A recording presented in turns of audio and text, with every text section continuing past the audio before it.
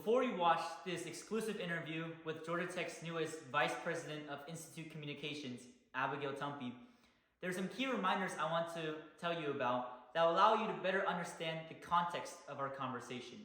Now, this interview was filmed back in November of 2023, and Ms. Tumpey was very eager to sit down with me, and we sat outside Georgia Tech's coffee shop, we grabbed a table, and you'll better understand the true experience of what it's like being a student at Georgia Tech. You'll see people walking in the background, you'll see people coming in and out of the frame. And I ask her a lot of personal questions that I'm genuinely interested about so that I can better improve my experience. And I hope that through this, you'll be able to take the bits that you want and put it into your own daily life.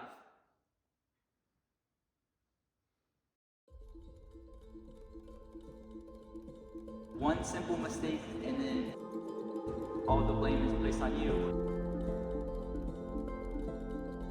We want to continue to grow here at Georgia Tech. So I think we have a great story to tell. That's extremely exciting for our students. I want to know this because I want to go check that out myself. What is the coolest experience at Tech that people might not know? I was actually supposed to go to medical school. Your path is not necessarily linear. So that was a really insightful question. How do you actually tell some of those individual stories of how we're really impacting people's lives? Only at a technology school would that be a concern to think about, right? You get to see a lot of the things at Tech that other people might not. I mean, this is a story that really tells itself.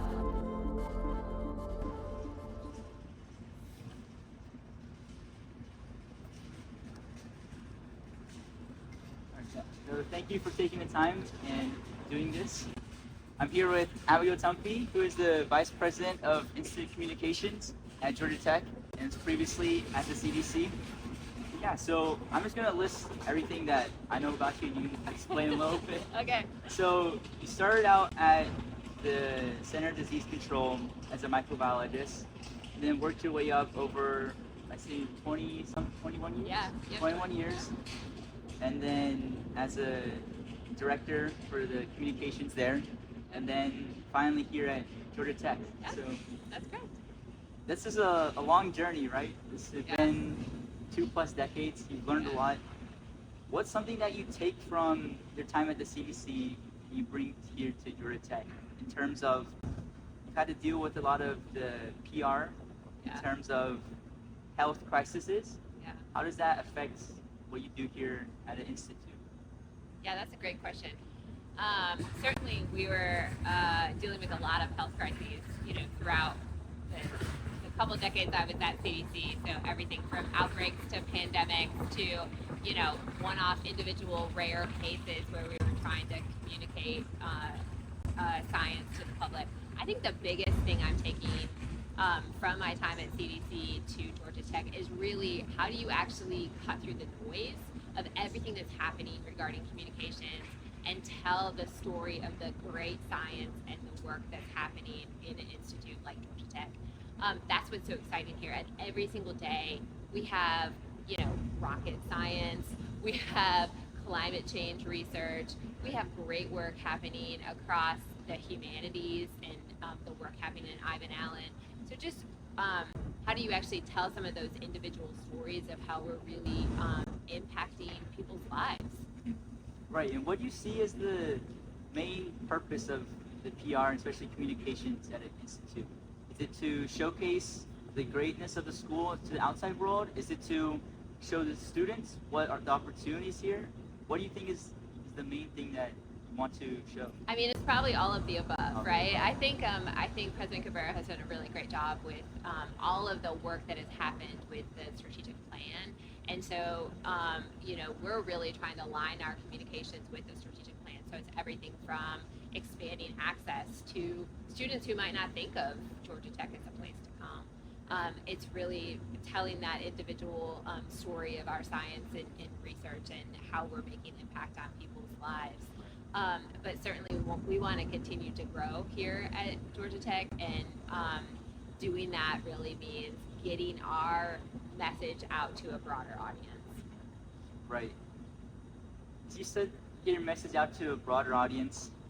What is the main thing in, I'd say, 3-4 months you've been here? What's the biggest PR event that you've had to deal with so far? That we've had to deal with so far? There's a lot of great accomplishments. Of course, you've had, students working on the satellites.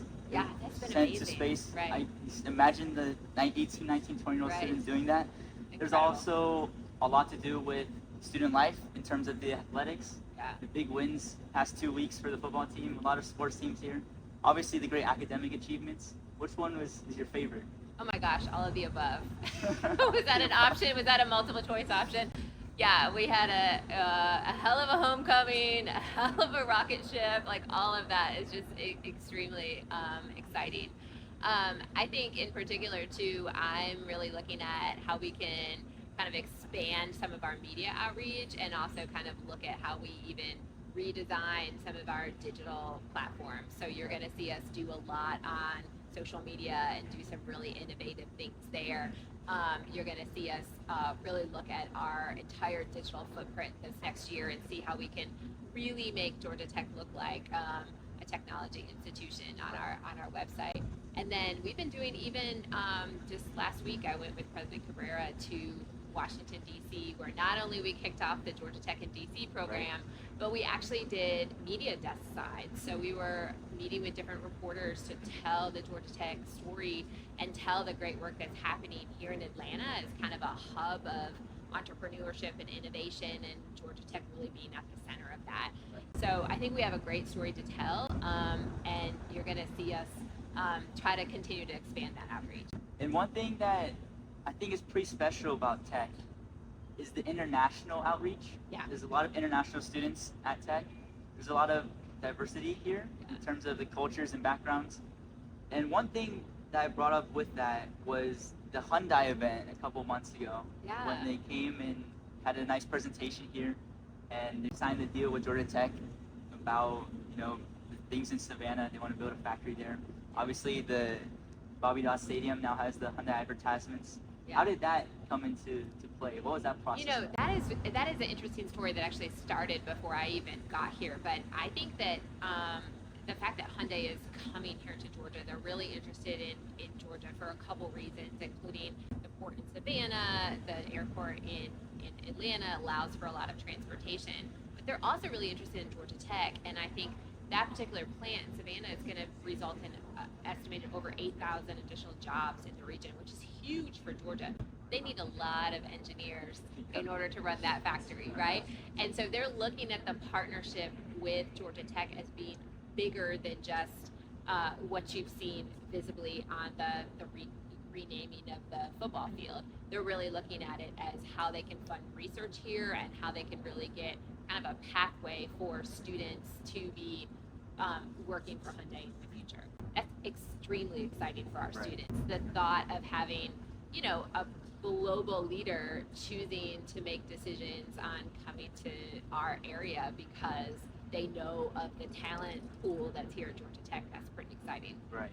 And with such a massive event like this, it doesn't come around often. Right. How do you deal with the public relations of this event? Is there a lot of outreach in terms of the students to corporations to future students who may apply to Georgia Tech? How does that work? Yeah, I mean, this is a story that really tells itself, right? I mean, just the fact that this public-private partnership kind of coming together, I think it was an easy sell, this particular story. Sometimes we have to do the difficult dance of telling our science in plain language, and this was certainly one of the more easy ones. Especially with the whole event, obviously had the CEO, Hyundai, come over here, the North American director, and I imagine that, does this rank in terms of all of the things you've had to showcase in your time at the CDC and at Tech? Where does this rank in terms of the scale? Yeah, I think I'll leave all the CDC stuff to. I would say it was definitely high in the Georgia Tech space. I think the other thing that we did this year that was really novel is the first inaugural Avant South, which is really we're hoping to be a regular event that brings together thought leaders in the space. And this year it was on artificial intelligence, and so we're already looking to how we can actually look at this in future years and how we can bring together thought leaders in technology topics and talk about how technology impacts their life. So that certainly that event as well is ranks pretty high to me. Right. So. And this year, especially at Tech, I found, maybe as I'm a new student here, I found there's a lot of new things to find here at Tech. You have the Avant South you talked about. Yeah. You have this partnership with Hyundai. Yeah. You have the Crate X things. Yeah. You have the block parties. Block party, that was so year. fun. Yeah. You have the A3C conference I mentioned. Yeah. What is the goal in terms of bringing in all these new activities to Tech? Is it to showcase what Tech can do, or is it to bring in a more diverse set of things that the students can do here on campus? It's again all of the above, but I think each of those has a different way in which it's giving people an experience in interacting with Georgia Tech, right? So the block party is a great example of JBAT, our athletic director, really kind of thinking about how you move all of that event really to our front door. The fact that people can come to North Ave and have this great fun experience right at the lawn of Tech Tower is amazing.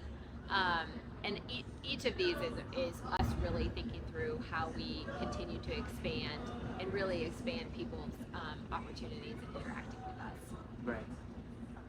You've had a really great experience in terms of working as a microbiologist all the way now to the VP of a world-renowned institute. Obviously, it took a lot of work on the way. Yeah. What is the main advice that you give to young students, and especially young women in the space? Because I think you don't learn all this overnight. It takes long terms. But if you can give a sort of things for people to look for, it might simplify that process for them when they end up going through that process. So what would you say is your biggest piece of advice? Okay, so that's a great question. I was actually supposed to go to medical school. Your path is not necessarily linear, and there's going to be times that you're going to kind of zigzag. You're going to have some failures. I think I might have taken the MCAT, which is the entrance exam for medical school, maybe like 3 times, and I didn't do very well on it. That's how I ended up in CDC.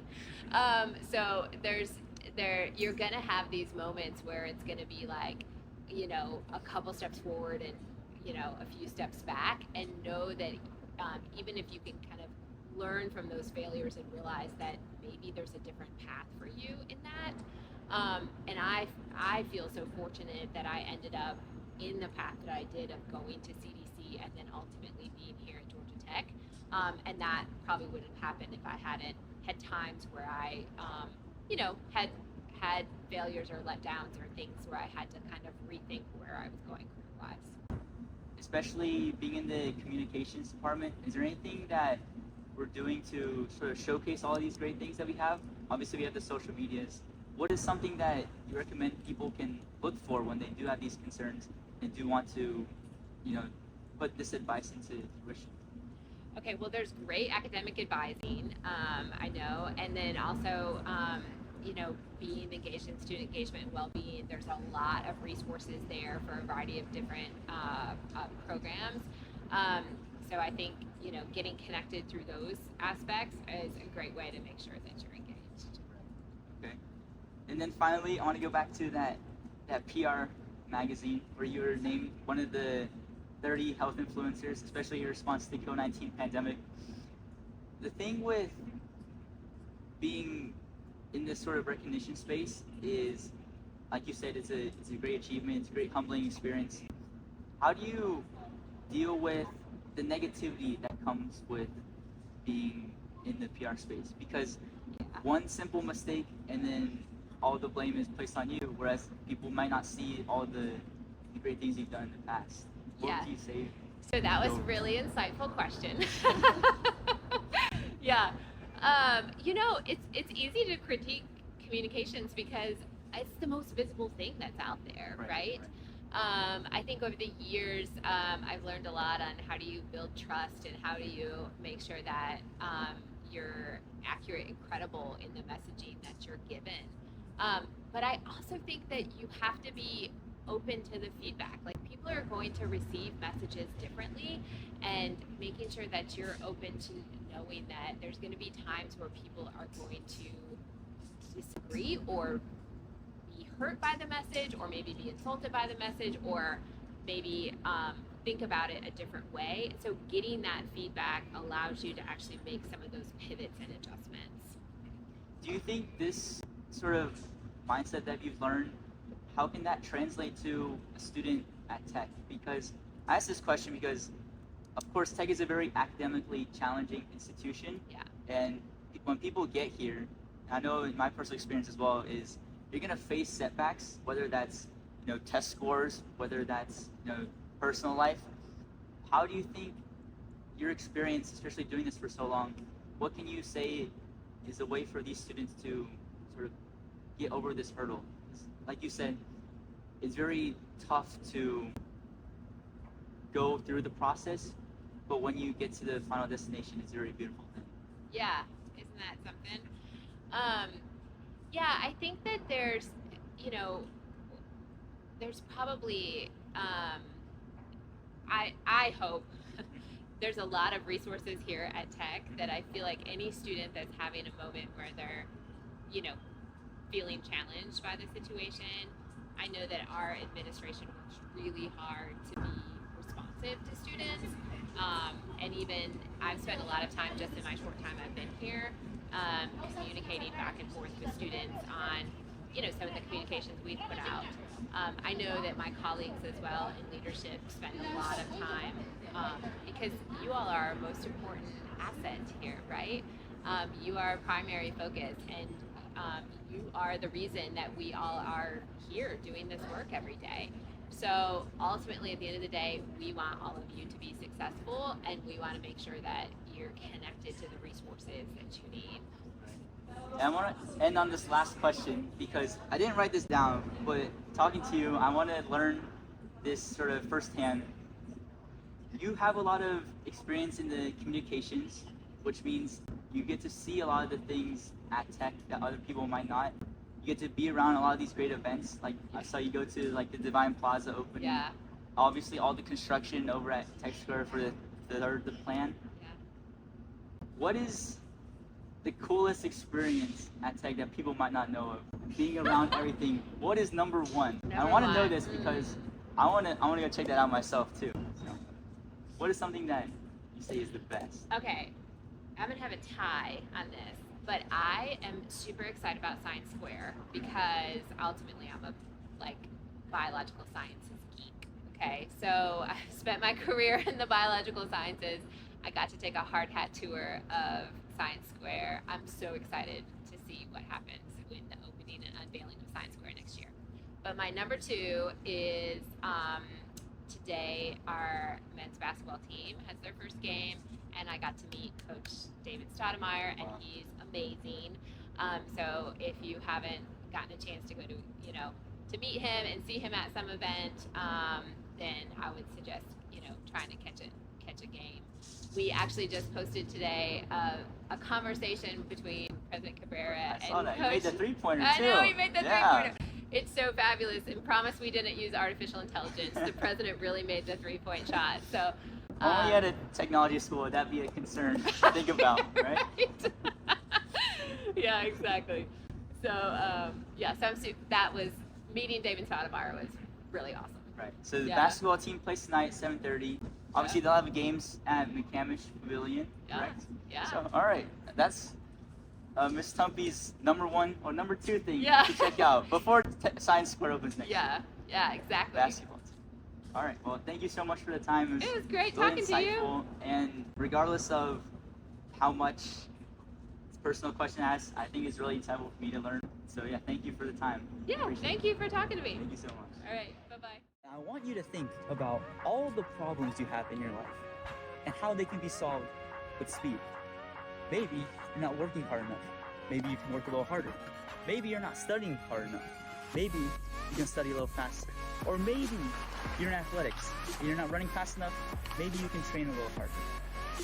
I want you to understand how important speed is in everything that you do.